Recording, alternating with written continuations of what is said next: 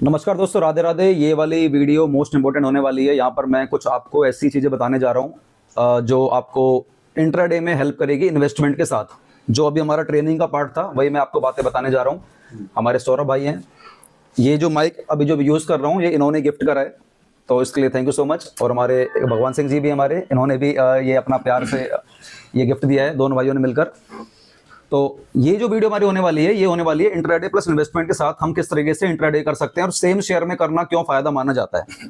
वैसे आपकी एनालिसिस क्या है कि हमें इंट्राडे इन्वेस्टमेंट के साथ क्यों करना चाहिए? क्या एक्सपीरियंस रहा है आपका, मतलब कुछ है या फिर मैं ही बताऊं? हाँ, चलो जितना हो सकता है मैं बताऊंगा। मैं अब तक एक ही चीज समझ आई है कि देखिए एक शेयर का हमें पास्ट मूवमेंट चेक करना है कि वो कितना नीचे गिरा हुआ है, पहली बात। और दूसरे नंबर पे वो शेयर है कैसा। अगर अच्छा शेयर है, मोमेंटम उसमें अच्छा है, मतलब पावर रखता है वो आगे बढ़ने के लिए, तो हमें ये देखना है कि वो कितना परसेंट गिरा हुआ है। जैसे अभी सर ने हमें समझाया डिक्सन के ऊपर, तो मैं वैसे नाम तो नहीं, चलो फिर भी एक एग्जांपल के तौर पे जैसे एक एग्जांपल दे रहा हूँ। डिक्सन का शेयर हमें सर ने बताया कितना परसेंट गिरा हुआ है, कहाँ से हमें पिक करना है, किस मोमेंट पे हमें चेक करना है। तो अगर आप इंट्राडे भी कर रहे हो तो उसमें आप इन्वेस्टमेंट भी कर सकते हो, बस किस लेवल में कर सकते हो वो चीज अगर आपको और बेटर समझनी है तो आई थिंक क्लासेस में ज्यादा बेटर समझ आएगा। तो बाकी सर बताएंगे आपको मेन चीज। मैं थोड़ा बता देता हूं कि हमें इंट्राडे कैसे करना चाहिए सेम शेयर में। बार बार मैं ऐसा क्यों कहता हूं कि सेम शेयर में इंट्राडे करना चाहिए। मान के चलते हैं कोई शेयर है, उसका नाम क्या है छोड़ देते हैं एक मिनट के लिए, उसका प्राइस 18,000 रुपए का है। ऐसे हम करते हैं ताकि सेबी की गाइडलाइंस के अंदर नहीं आए। कोई शेयर है उसका प्राइस हमारा 18,000 रुपए का है। समझदार लोग समझ जाएंगे मैं किसकी बात कर रहा हूँ। कोई शेयर है 18,000 रुपए का, उसका कभी हाई था। आज वो वाला शेयर आज आपको मिल रहा है, मान लीजिए 12,000 रुपए का मिल रहा है। तो यानी वो अपने हाई से काफी ज्यादा डाउन पे मिलता नजर आ रहा है। अगर ये 12,000 वाला शेयर अपना 18,500 पे जाने की कोशिश करता है तो लगभग 50% का हमें कैच मिल जाएगा। बिल्कुल। तो ये हमारी इन्वेस्टमेंट के लिए शेयर है या नहीं है, इसको सिर्फ इसी एंगल से नहीं देखा जाता कि यार शेयर 18,000 का था, 12 का मिल गया, इन्वेस्ट कर दे। ऐसे कभी नहीं करते। आपको ये भी देखना पड़ेगा कि 18,000 वाला शेयर अगर 12,000 आया तो किस वजह से आया है, और ये इसका जो ट्रेंड चल रहा है। क्योंकि 18,000 वाला अगर आज 12,000 पर है तो ये डाउन ट्रेंड की तरफ होगा, और जब तक शेयर डाउन ट्रेंड हमारा खत्म नहीं हो जाता तब तक आप उसको इसमें इन्वेस्ट नहीं कर सकते हो। और ये कैसे पता लगाएंगे हमारा डाउन ट्रेंड खत्म हो गया? जब तक 4-5 कैंडल हमारी ग्रीन नहीं बन जाती। लो आ गया, लो आते ही सपोर्ट लगेगा, सपोर्ट है, वो कल फिर गिर जाएगा, फिर नया सपोर्ट बना लेगा, फिर गिर जाएगा, फिर नया सपोर्ट बना लेगा। ऐसे नहीं, जब तक 4-5 कैंडल हमारी ग्रीन नहीं बन जाती, 4-5 बड़ी छोटी छोटी नहीं, वो एक फेक है। फिर अगर छोटी छोटी बन रही है ना, वो बड़ा फेक है। अच्छी एक हैंडसम कैंडल बननी चाहिए जो आपको ये दिखाई कि हाँ भाई शेयर ने अपना गिरना रोक दिया, यहां से हमारा चलना स्टार्ट करेगा। तो फिर आप यहां पर कहीं ना कहीं इन्वेस्टमेंट के लिए आप प्लान कर सकते हो। 12,000 पर कर रहे हो नहीं। अब दूसरी बात, ठीक है भाई, हमने देख लिया कि शेयर ने अपना डाउन ट्रेंड खत्म कर दिया, 4-5 कैंडल हमारी ग्रीन बन गई है, यानी आप इन्वेस्टमेंट का प्लान कर सकते हो। लेकिन आपको दोस्तों टोटल सारा पैसा आपको उस शेयर में इन्वेस्ट नहीं करना। मान लीजिए आपके पास है 90,000 रुपए, ऐसा मान के चलते हैं 90,000 रुपए हैं, तो 90,000 रुपए को आपने देखा कि 18,000 वाला शेयर, 18,500 वाला शेयर आज आपको 12,000 का मिल गया। एक काम करता हूँ, 12,000 में सीधा मैं एंट्री करता हूँ और 5 कैंडल ग्रीन नहीं बन रही है, 90,000 पूरे घुसा देता हूँ इसके अंदर। ये गलती नहीं करनी। आपको 3 टुकड़ों में डिवाइड करना है कम से कम। सबकी अलग अलग साइकोलॉजी है, कोई 2 टुकड़ों में डिवाइड कर रहा है, किसी के लिए 90,000 रुपए कुछ नहीं है, वो एक ही बार में घुसा देगा उसमें। तो सबके लिए अलग अलग स्ट्रेटेजी काम करती है। तुम्हारे पास टोटल ही पूंजी 90,000 रुपए, तो फिर तो तुम वैसे नहीं करोगे। तो उस केस में करना क्या है कि आपके पास आपकी जो कैपेसिटी कहती है कि यार इस वाले शेयर के लिए मैंने 1 लाख रुपए निकाल रखे हैं, तो पूरे 1 लाख रुपए निकाल रखे हैं ना, तो उस 1 लाख को एक बार में इन्वेस्ट नहीं करना। 3 पार्ट कर दो, 3 पार्ट कर दो, 2 कर दो भाई, 2 तो कम से कम करना, हर हाल में 2 तो कम से कम ही करना। और आपको लग रहा है कि मैं 2 पार्ट में डिवाइड कर रखे हैं, मैंने 3 पार्ट में डिवाइड कर रखे हैं, तो पहले आप उस 12,000 के रेट में उस 30,000 रुपए को डाल दो। अगर आपके पास 90,000 हैं तो पहले 30,000 रुपए डाल दिए। अब क्या होगा भाई, 30,000 रुपए डाल दिए। अब अगर वो 12,000 वाला शेयर मान के चलते हैं आने वाले 1 हफ्ते में अगर वो 13,000 का हो जाता है, 13,000 का हो गया, तो भाई कुछ गया भी तो नहीं।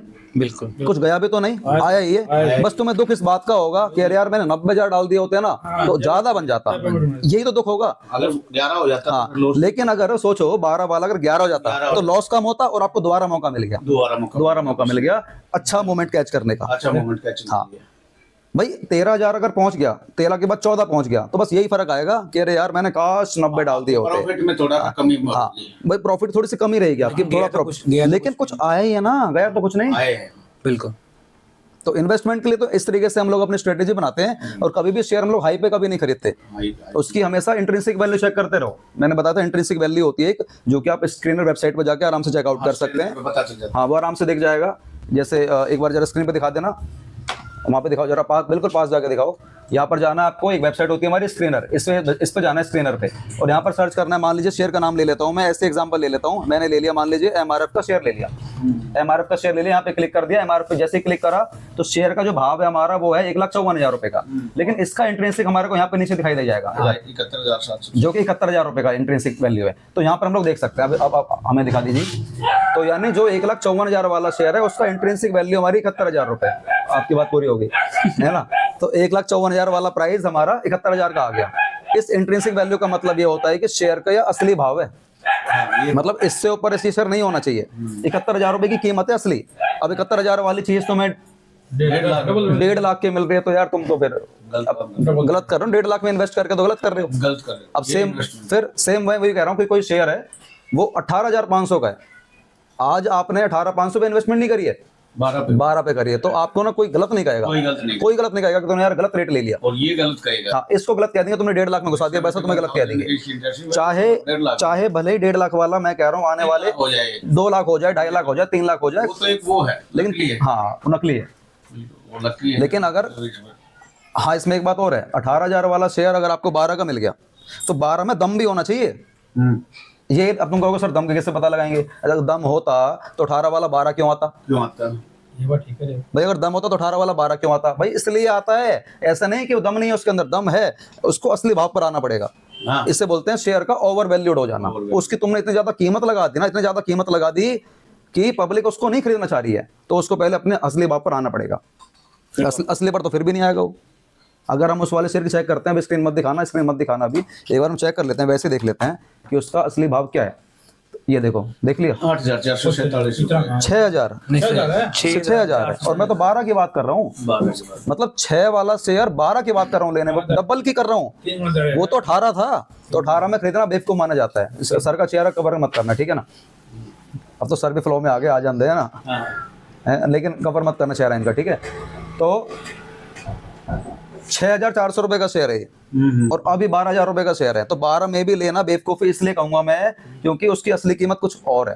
हाँ, अगर आप कहते हैं कि 9,000 है, 8,000 है, 8500 है, 10,000 है, तो फिर 12 में खरीद, 12 में फिर बुराई नहीं है भैया, ले लो।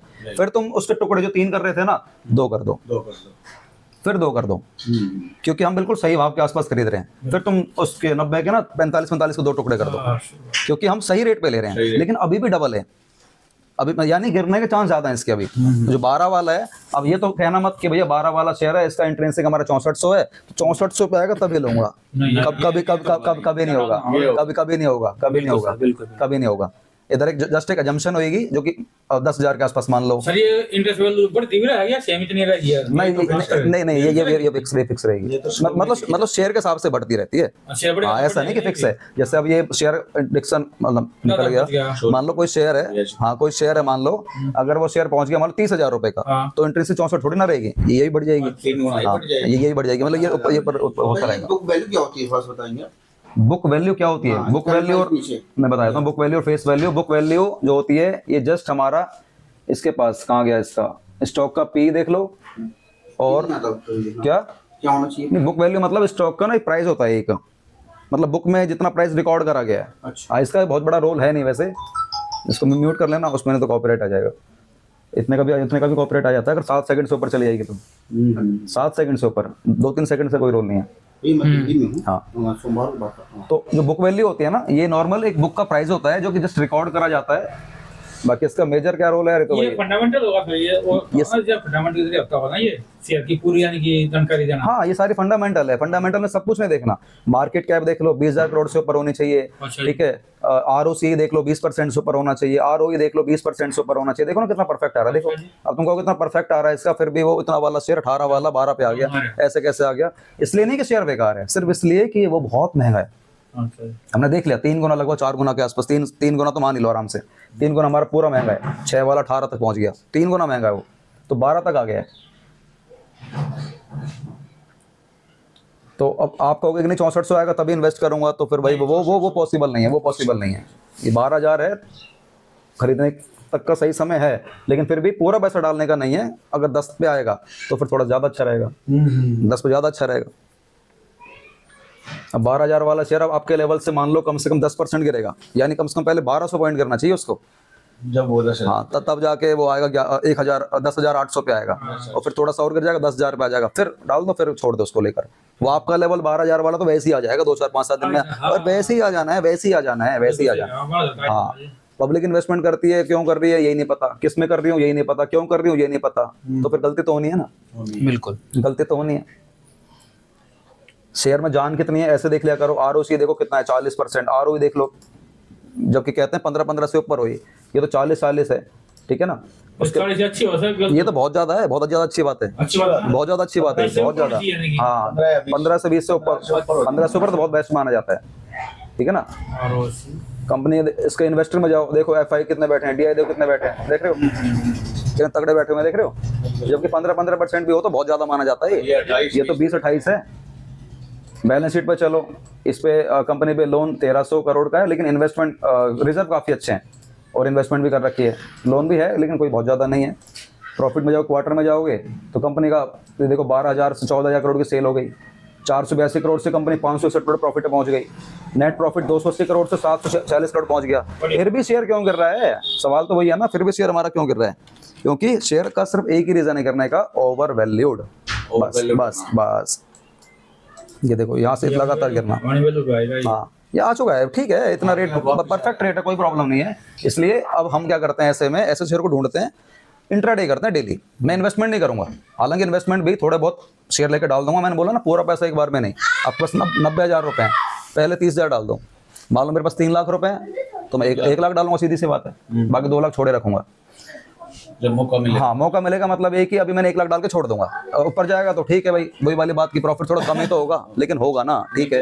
नीचे जाएगा तो ऊपर जाएगा प्रॉफिट मिलेगा, नीचे जाएगा मौका मिलेगा, सीधी सी बात है। लेकिन अगर आपने पहले ही 12,000 में, जैसे हमारे सौरभ भाई हैं, एक ही बार में चल अंदर भाई पूरे पैसे हैं और नीचे चला गया, तो मौका तो मिल रहा है, लेकिन इनके पास मौका के लिए वो नहीं है, फिर चौका मारने के लिए टाइमिंग नहीं है, टाइमिंग नहीं, फंड की बात हो रही है यहाँ पर। हाँ चौका मारने की कह रहा हूं।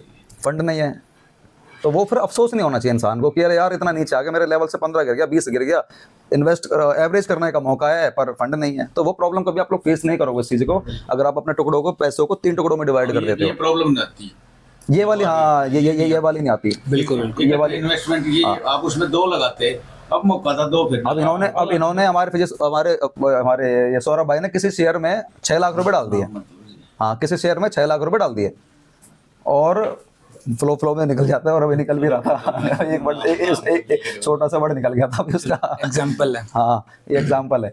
तो इन्होंने डाल दिया उसमें 6 लाख रुपए, और इनके लेवल से वो थोड़ा सा गिर गया, बहुत ज़्यादा नहीं गिरा क्योंकि शेयर में दम है, थोड़ा सा गिर गया। अब इनका मन में तो आ रही एवरेज कर लो, लेकिन मन में आने से कैसे करोगे, इकट्ठे अमाउंट लगाएंगे, इकट्ठा अमाउंट लगाना पड़ेगा। तो ये वाली गलती तो इन्होंने बहुत बारीकी से समझ ली।